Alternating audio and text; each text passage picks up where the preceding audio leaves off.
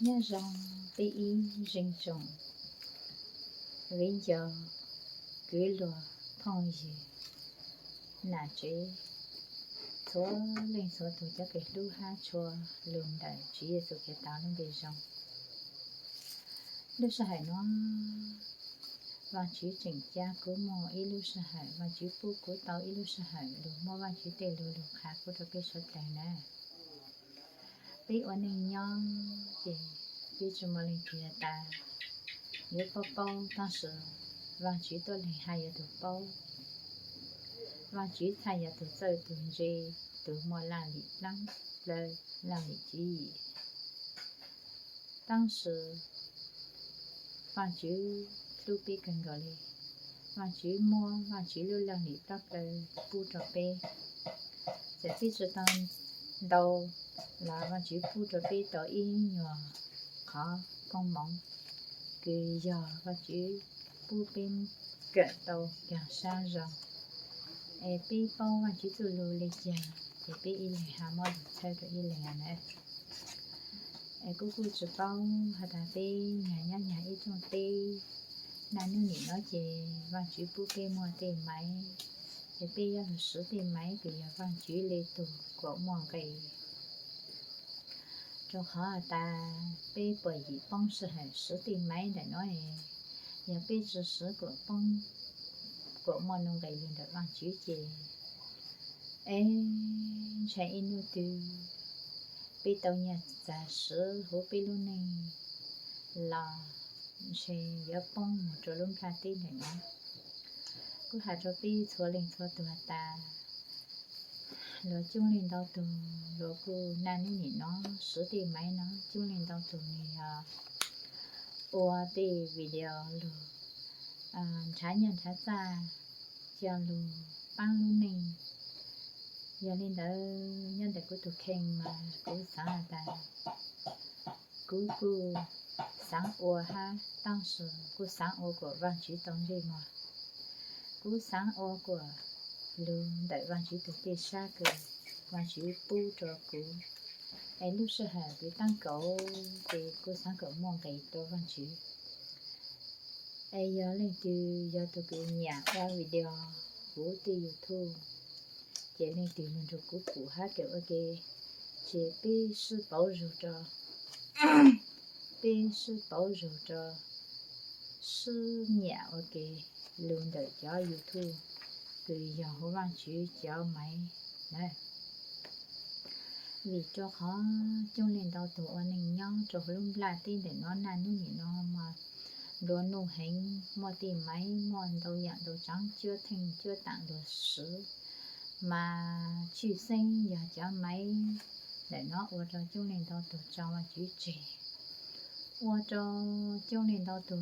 tao mà chỉ được bánh sữa cho nó dùng tao mà chỉ đi chơi nhìn cho nó sữa nó không mà chỉ mua cho nó ở bộ chỗ bên trong ở mua mà chỉ sa ở khi mà chỉ sa ở cho mà chỉ trẻ chỉ mua sa cho rồi mà chỉ rồi đó thế giờ vì văn sinh vô số văn chỉ tụi cái luôn giờ ta nhìn na phi mỗi tháng tu nhỏ phi sự trang tàu là ti chỗ bộ qua chưa thành chưa tặng văn chỉ chỗ bộ tặng chỗ thầu cơ bộ chỗ bị tàn rồi bộ mua thì chưa thành nữa chẳng mua chẳng mua qua chỗ bộ luôn nên buồn trong tặng mà sẽ mua bị lưu sang tiền rồi thì tụi bây giờ lúc có mọi phong giữa hạt ta ở chẳng cũng bằng tàu rồi bây giờ mình nhồi bôi ở chỗ giờ quả sự có lúc này rồi có cũng một cái chả xa ở chẳng bôi ở lúc này là liệt sự tặng ở đây nó thì tụi bây lúc xa giờ lên đó bây giờ cần rành và chỉ bôi tiền máy nó cho bây sự bây giờ chủ sự của mọi cái dù và chỉ chán đâu bây giờ mỗi ít cha tao cũng hay lên đó là mỗi ít cha mà phệnh tao mà mỗi sự thì mấy năm rồi ở chỗ chưa thành quả ta ở chỗ lúc này quả ta rồi cũng rồi giờ ta hà ta tao lúc mấy năm mà cũng một khu tao lì tụi mà rong chang của tụi của món rau của xin cho tụi cha rong cô luôn ít đồ ăn đồ là mất con trâu yếu rồi được trai lòng rồi là để xí ai ít trai chỉ hai số thì mấy năm mà qua có tộc đó tồn tụ có mất cú đăng sợ thì khó chịu cũng mất cần đăng sợ thì khó chịu upload ổn tụ giờ nhất tí nhớ gì thì upload ổn tụ sức chỉ身体生导giờ lên đó sức sự nhỏ biết ở lên đó trên đời của tôi khen thì của sáng ta giờ của giá ô là chỉ của sáng ô của tôi văn chữ sang rộng tận gì mà vì cho khó tìm mấy nó giờ của tôi văn chữ lệ thì của thằng lê ta giờ lên đó của giá ô của chơi tôi văn chữ cho mình nhỏ giá ô của giờ là tự sai của giá ô của luôn là khó sự ra khó cười rồi cười to tôi sai cười lì cho tất cả cười mà hoa lì đâu cho tất cả hoa lì cười biết đâu tôi sai hai chuyện lì từ chuyện đâu tôi sai giờ nó văn chữ tiền rồi đó nên đây cũng tham mô văn chữ tiền rồi qua cho hú cho YouTube này nó giờ lên tiểu bù là rồi của nhà ok khó cái mình nhà ok giờ bên số là nhà ok giờ nhà luôn đợi cái lúc tao tiền giờ biết thông xa còn gì hà lũ nhà làng bên nhà làng tiền ha hà lũ nhà làng mà hồi thích hà lũ bị giảm mà cũng chụp bao bị lúc cũ mà hồi chả hà thì hà lũ lấy chàng cũng hà trời lên này hà nhà cái hà lũ mà hồi nhà hà lũ nhà làng mà thích giờ ta bên này thì chắc cái nhà YouTube luôn đợi chú kiến gì thay tao cái sang dục bì giờ tôi chắc cái nhà đi cái cũ ha là chị rồi cái nhà ok luôn đợi cái ấy lúc tao thì này ấy hai ly cộng sang nhẹ đợi cũ mà giờ cộng sang nhẹ giờ lấy cái sáng của cao phụ cũ sáng của cũ phụ cao ấy có thổi thì biết tiêu cộng tao kia ở cửa mà chỉ tôi lùi ha nó mà chỉ tôi lùi ok mà biết ha tao lúc người ta đăng ký nè ha lúc chưa cứ đăng ký là mình bông lại lúc chưa vả thì giờ biết qua lên đỡ nè chị còn lưu lại còn dùng giống là chữ của lưu lại của dùng giống là chữ sao nó khăn nữa mua sự hở của giáo khai sự khó cứ dùng là chữ qua lên chả biết rất là của giáo mua văn chữ tê lưu cho cái số tiền của thay tàu bây lưu rồi luôn để sang du kỳ có biết tàu tu sang nhiều văn chữ nhỏ hà chữ nhỏ biết sử văn chữ luôn máy rồi này biết lưu kể nhau cho hữu mà thầy thì giờ phong đỡ bằng phước ô cái phong mà thầy cái giờ chữ Giêsu từ tiêu chỉ cái chữ Giêsu lưu sau sau thứ gì giờ cho biết cho anh gì xua lên xua ta cho cái mua sa tròn gì chữ Giêsu ta trả lại cái na nuôi tờ chữ Giêsu từ những tờ này đã biết số tiền được có kiểu ok nhau cho hữu mà thầy trong sáng đại sáng cái in cái biết số tiền dùng lòng ha na nuôi cho quý nhân dân ta sẽ cho tôi cái nhẹ cái mà chỉ tôi ý dạng cậu mà dân nào nó cho mà chỉ tôi lại đó gai luôn lại đó học biết được kiểu xe như hàng chả mi thở mi tha giữa tàu mi trả mi tha yuan gì mi khó mà chỉ thay giữa cái khó trong trò mi cho khó xua tôi cái thở dân giữa tàu xua tôi cái trả yên yuan gì là sự yên gì ha xua tôi và khó và chỉ yên giữa cái khó trong trò này mà thì phong mà người ta yên yuan gì mà thì phong người ta khi khó trong trò bua mà thì có thằng kệ lại ai khó mini nè thì có ít sự thua lại cái trong cái thấu đi kiểu anh đi thì bây giờ thầy lưu hà từ luôn ra được để nó của yam mua ilu hạ pha cho bi hà ta thọ văn chữ này hà ta thọ văn chữ là sự kế thọ văn chữ này kế là sự kế chủ văn chữ số là sự hạ giờ yam mua hà mà đầu hẹn当时嘛 giá hạ ở ý lượng cho biết chào mà hạ ta cái tàu để mà chữ cái tàu để mà chữ giờ đây khó cái giá tàu để mà chữ mà chú cái giá tàu để mà chữ dạng ý dạng tăng số mà mua chú cái mà ít chú cái cho ít đại tê là什么chú cái cho lúc ra từ什么chú cái cho gì mong từ mà nhớ chỗ mua chú cái hàng tàu giờ đây bây khó cái để mà chữ nó cái khó cái nhau gì mà chữ tàu mà giờ hạ tàu tại chú cái nhau gì mà chữ sự chú cái một chỗ hú khó cái gì và chữ sự chú cái một chỗ hú cái gì và chữ sự chú cái một chỗ hú nhau hú và chữ là giờ chủ giờ thọ và chữ thọ giờ biết thọ lợi và chữ gì nhớ phụ trợ cái ý thọ an trái bị khó và chữ khi khó trong và chữ xài nó khi rồi bị nên là bị nhớ chủ lùng nhau thọ và chữ số lúc sẽ hệ giờ số lúc sẽ hệ cái bị giải nhị tao trong là bây giờ chủ thọ và chữ của và chữ sợ tại và chữ của cả sợ của tao dạng nó dạng có lý này hay giờ lúc cho khó cái ta thọ và chữ tu kỹ thọ và chữ mà giờ thọ cái tao trong mà và chữ trong nên đó当时giờ hà ta yêu tao trong lại thọ và chữ trong ta yêu nhớ chủ thọ và chữ băng cho tên này chọn nhẹ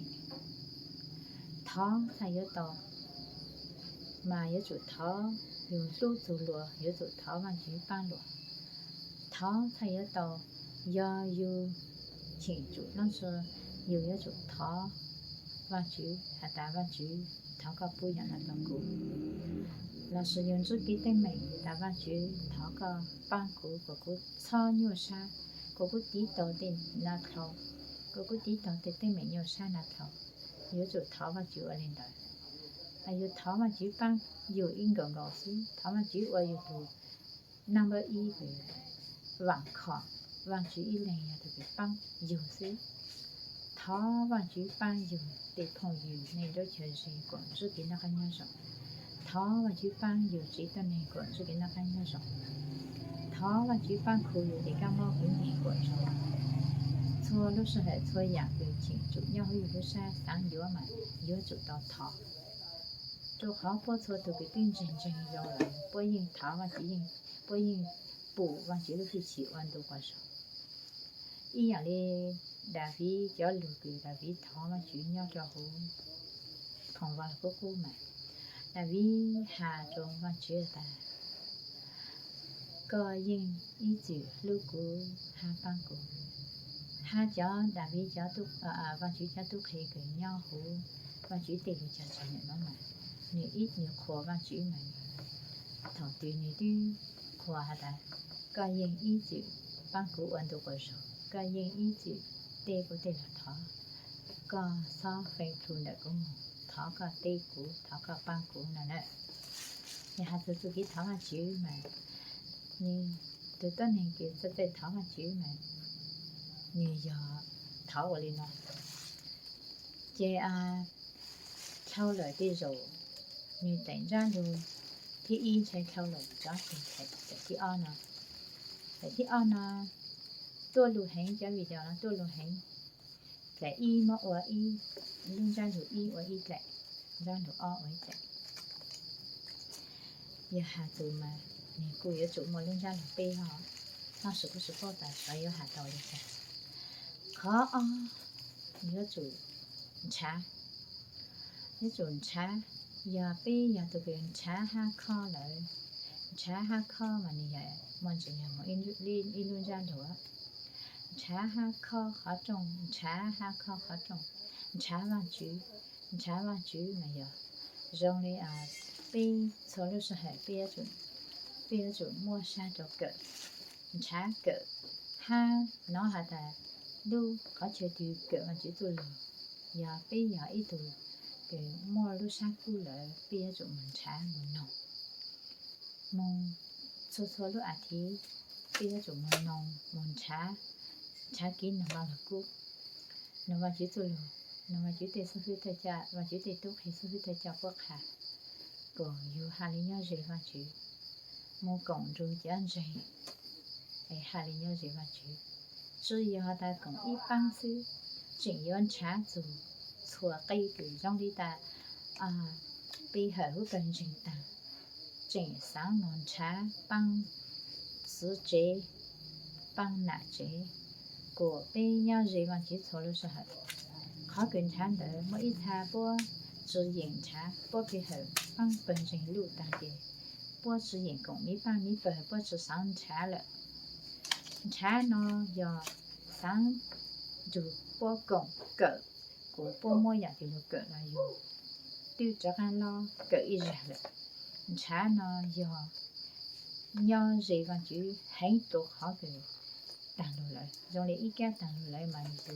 nó càng rồi lại thì nó dù cho càng mình trả kỹ năng rồi ít thà qua chỉ hiện nhau hữu bình gì nãy chỉ bờ cái nãy chỉ là bờ tổ chỉ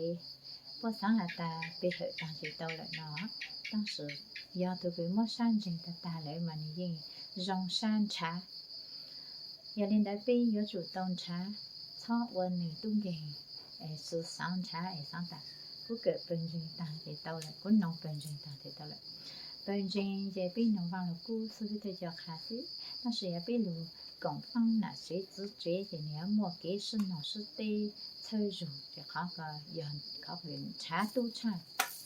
人农师的中国那个路来路过的路里的就说的那个做nông tăng chế thâu tăng chế yêu tôi chỉ tết số thì thời gian ít lù ở bên lù này chế lù lại chế cho đến nó có chỗ ăn chung lại cái bên bù yam bên hở ha mà ta sử bên tôi sử khởi tạo thành số một chế chế giờ lên đại bên chúng mình trả cái sư cộng sư nông sư tây sư cộng ban cộng bờ bên thay lên nhau chế van chữ cha chế này cũng sáng mà này mua sáng đồ mà cho cái anh nhẹ dùng san trà mà chân đây nhau gì bằng chữ rồi, cho cái dùng san trà bằng chữ mà chân đây cho luôn này, giờ cho cái sự xoay hiện trà ở đây, cho nên đó, từ lúc thỏ mà thằng bi hà lúc thỏ nữa, trà mà bi chủ động trà thôi lúc sợ hết, sự sao sẵn, đây rồi hả ta, cú bông công lại cú mang trong một xí mà ran lê mà trong một quay nhà này nhà đó là nữa các lúc như sự hợp bí cho phim là sự lo cho phim trả ý nhục làm gì bằng là chỉ sự nhàng ở đây sự bông hóa lùa ở đây giờ biết chỉnh chạy bông bỏ lên nó thì lúc y mà chỉ tôi mới chờ thì tôi biết được tính tạo mà chỉ biết chỉnh chạy bông lên nó thì biết ăn trả sự bộ mà chữ liền thì biết một số tuần đầu tiên chuyện liền này只要在被动帮到早次了，被子当有功了，被我到用了，被子当有功了，帮了这次这了，被家里弄这了，被和本人所以话就有被了，只要领导呢，话就你对摸一样的的，摸走够了了，没法得了事，要领导一样，你要做摸一做变成抓是领导不查到，不查到。bồ mù tàu, giờ lấy bây giờ chủ tàu trà, và chỉ xả một chỗ về kho han trà mà mình chỉ giờ lấy bữa sáng mà kho và chỉ xả nó, bây giờ bên